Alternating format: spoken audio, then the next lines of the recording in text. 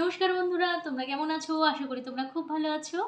আমি আবার চলে এসেছি আমাদের হিন্দু সনাতন ধর্মকে কেন্দ্র করে কিছু কথা বলতে, ভগবানকে কেন্দ্র করে কিছু কথা বলতে। যদি তোমাদের ভগবানকে কেন্দ্র করে অর্থাৎ হিন্দু সনাতন ধর্মকে কেন্দ্র করে কথাগুলো শুনতে ভালো লাগে, অবশ্যই আমার ভিডিওটা প্রথম থেকে শেষ পর্যন্ত শোনো। আশা করি অনেক কিছু শিখতে আর জানতে পারবে। আর যদি তোমাদের ভগবানকে কেন্দ্র করে কথাগুলো শুনতে ভালো না লাগে, তাহলে আমার ভিডিওটা স্কিপও করতে পারো। তো চলো শুরু করা যাক আজকের টপিক। আমাদের অনেকেরই বক্তব্য থাকে, ভগবান দর্শন কেন দেয় না? ভগবান যদি সত্যি করে থাকে তাহলে দর্শন কেন দেয় না ভগবান? আমি তো এত ডাকি, রোজ পুজো দিই জানো তো, তবুও ভগবান আমাকে দর্শন দেয় না। কেন দর্শন দেবে? কেন দর্শন দেবে? ভগবানকে কি সেরকমভাবে ডাকো? না। তোমরা বলবে হ্যাঁ ডাকি, রোজ ডাকি। না, সেমনিভাবে ডাকো না। সোল থেকে ডেকে দেখেছো? সোল থেকে ডেকে দেখেছো ভগবান তুমি কেন আসো না? তুমি তো একবার দর্শন দিতে পারো, দেখছো আমার কত অভাব আছে, এই তো বলো, তাই না? সোল থেকে ডেকেছো কখনো ভগবানকে? সোল থেকে যেদিন ডাকবে সেদিন ভগবান স্বয়ং আসবে। এবার অনেকেরই বক্তব্য থাকে বেকার কথা বলছে। না, বেকার কথা বলছি না, পূর্ব থেকে হয়ে এসছে, তুমিও জানো। চলো ফর এক্সাম্পলে একটা গল্প বলি। যখন দ্রৌপদীর বস্ত্রহরণ হচ্ছিল, মহাভারত তো আমরা প্রত্যেকেই দেখেছি, ভর্তি সিরিয়ালে দেখেছি, পড়েছি, শুনেছি। দ্রৌপদীর বস্ত্রহরণের বিষয়েও নিশ্চয়ই শুনেছ। হ্যাঁ, তোমরা বললে হ্যাঁ হ্যাঁ জানি জানি, ভগবান শ্রীকৃষ্ণ ঠাকুর এসেছিল। দাঁড়াও, বলছি। এত সহজ না, ভগবান এত সহজেও আসেনি, অত সহজ না। দ্রৌপদী যখন বস্ত্রহরণ হয়, তখনও দ্রৌপদী জানতো তার পাঁচটা পাঁচটা বর, শক্তিশালী। এলা কেলা লেলা ক্যাবলা না দ্রৌপদীর বর, পাঁচটা পাঁচটা বর তার, তারা ঠিক বাঁচিয়ে নেবে দ্রৌপদীকে। তখনও দ্রৌপদী নিজের স্বামীর উপরেই বিশ্বাস করেছিল। একটা সময় আসে যখন দ্রৌপদী বুঝতে পেরে যায় তার স্বামীরা তাকে বাঁচাতে পারবে না, কোনো কাজের না। আমি সব সময় বলি, সবার থেকে ঊর্ধ্বে ভগবানের স্থান। ইভেন সন্তান, মাতা, পিতা, স্বামী, প্রত্যেকের থেকে যদি দিতে পারো, ভগবান তোমার বাড়িতে তোমাকেই দর্শন দেবে। দিতে পারবে? না, দিতে পারবে না, কারণ আমরা মানুষ, রক্তে মাংসে গড়া মানুষ।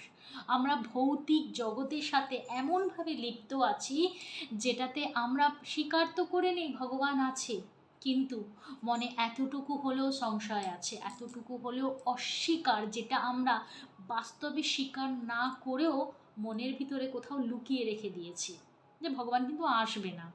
ভগবান, আমাদের কর্তব্য ভগবানকে পুজো করা, ব্যাস, কর্তব্যটুকু পালন করলেই হলো। এই রকম চিন্তাভাবনা কিন্তু আমাদের থাকে, সেটা আমরা মুখে প্রকাশ করি না, কিন্তু মনে থাকে। এবং সেই কারণের জন্যই আমরা এই সমস্ত বাস্তব জগৎকেই বেশি প্রাধান্য দিই এবং বিশ্বাস করি, ভগবানকে করি না। ভগবানকে করি, ওই সামান্য মাত্রায় বিশ্বাস করি, হ্যাঁ ঠিক আছে ভগবান আছে, অসময়ে পড়লে ভগবানকে বলবো, তাহলে ঠিক যদি ঠিক হয়ে যায়, এরকম আর কি। মানে আদার অপশানের মধ্যে রাখা থাকে আমাদের। মেন অপশানের প্রথম পেজের প্রথম নাম্বারে রাখা থাকে না। যদি রাখা থাকতো তাহলে আমাদের অসময়ে সম্মুখীন আমাদের হতে হতো না। দ্রৌপদীরও তাই ছিল, রক্তে মাংসে গড়া ছিল তো। দ্রৌপদীও ভেবেছিল বস্ত্রহরণের সময় তাকে ঠিক, তার পাঁচটা পাঁচটা হাজবেন্ড আছে, তার ঠিক বাঁচিয়ে নেবে। একটা সময় দ্রৌপদী বুঝতে পেরে যায় তাকে বাঁচানোর সামর্থ্য তার পাঁচটা বরের মধ্যেও নেই। তখন সে সংসারের ভৌতিক জগৎ থেকে নিজেকে মুক্ত করে দেয় এবং সেই পরমাত্মার কাছে বলতে থাকে, প্রভু তুমি ছাড়া আর কেউ নেই আমার, তুমিই পারবে আমাকে বাঁচাতে। আমি ভৌতিক জগতে লিপ্ত হয়ে পড়েছিলাম, আমার চোখে ভৌতিক জগতের পট্টি বেঁধে গেছিল, আমি বুঝতে পারিনি বাস্তব জিনিসটা কি। আমায় দয়া করো, আমায় বাঁচাও। তখনই ভগবান শ্রীকৃষ্ণ ঠাকুর প্রকট হয়েছিল এবং তারপরে দ্রৌপদীর বস্ত্রহরণ বন্ধ হয়ে যায়। অর্থাৎ তারপরের স্টোরি তো তোমরা জানোই, ভগবান শ্রীকৃষ্ণ ঠাকুর ভর্তি কাপড় দিচ্ছিল আর দ্রৌপদীর পুরো শরীরটা, সমগ্র শরীরটা কাপড় দিয়ে ঢাকা হয়ে যাচ্ছিল। তারপরেই তো আস্তে আস্তে সবাই চলে আসে। তো ব্যাপারটা দেখো, আমরা পথে ঘাটে যখন অসময়ে পড়ি তখন আমরা এদিক ওদিক দেখি তো কেউ কেউ যদি আসে আমাকে বাঁচাবে বা কিছু, একবারের জন্য আমরা ভগবানকে সত্যি করে ডাকি বা তখন সেই মুহূর্তে ভগবানের কথা মনে থাকে? থাকে না। যদি থাকতো আমরা ডাকতাম, ভগবান ঠিক আসবেই। এবং ওই মুহূর্তে যারা ভগবানের কে আরাধনা করে বা অসময়ে ভগবানকে সর্বপ্রথম সর্বস্ব মেনে তাকে ডাকতে থাকে, তাদের কিন্তু ভগবান দর্শনও দেয় এবং তাদের সাহায্যের জন্য ভগবান ঠিক ব্যবস্থা করে দেয়। আমরা তো সেই ডাকই দেই না। ভগবান রামকৃষ্ণ ঠাকুরের কাছেও না একজন এরকম এসেছিল, এসে বলছিল, ঠাকুর মা কেন দর্শন দেয় না? তখন ভগবান রামকৃষ্ণ ঠাকুর হেসেছিলেন তার কথা শুনে, আর একটা খুব সুন্দর গান গেয়েছিল, আমি গানটা ভুলে গেছি। ওরে তোরা মা বলে ডাকতো, এমনি করেই একটা গান ছিল, খুব সুন্দর গানটা। হ্যাঁ, উনি নিজেই গান বানাতেন মায়ের প্রতি, মানে এত শ্রদ্ধা ছিল মায়ের প্রতি, এত ভালোবাসা, তবেই না মা তাকে নিয়ে গেছে সন্তান রূপে।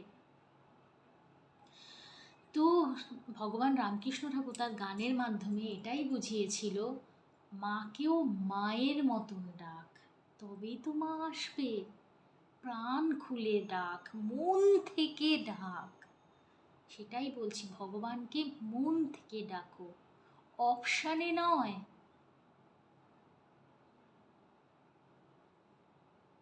সর্বপ্রথম বানাও, নিজের জীবনের সর্বোচ্চ স্থানে রাখো, প্রথম পেজে প্রথম স্থানে রাখো, তবেই তো সে আসবে এবং তোমার উদ্ধার করবে। তো বন্ধুরা, যতটুকু জানি ততটুকু তোমাদের সাথে শেয়ার করলাম। যদি ভালো লেগে থাকে আমার ভিডিওগুলো, অবশ্যই আমার চ্যানেলটাকে সাবস্ক্রাইব করবে, লাইক করবে, কমেন্ট করবে আর শেয়ার করতে একদম ভুলবে না। আর যদি কোনো টপিকের উপর জানার থাকে অবশ্যই কমেন্ট সেকশনে কমেন্ট করবে। তো আজকের মতন টাটা।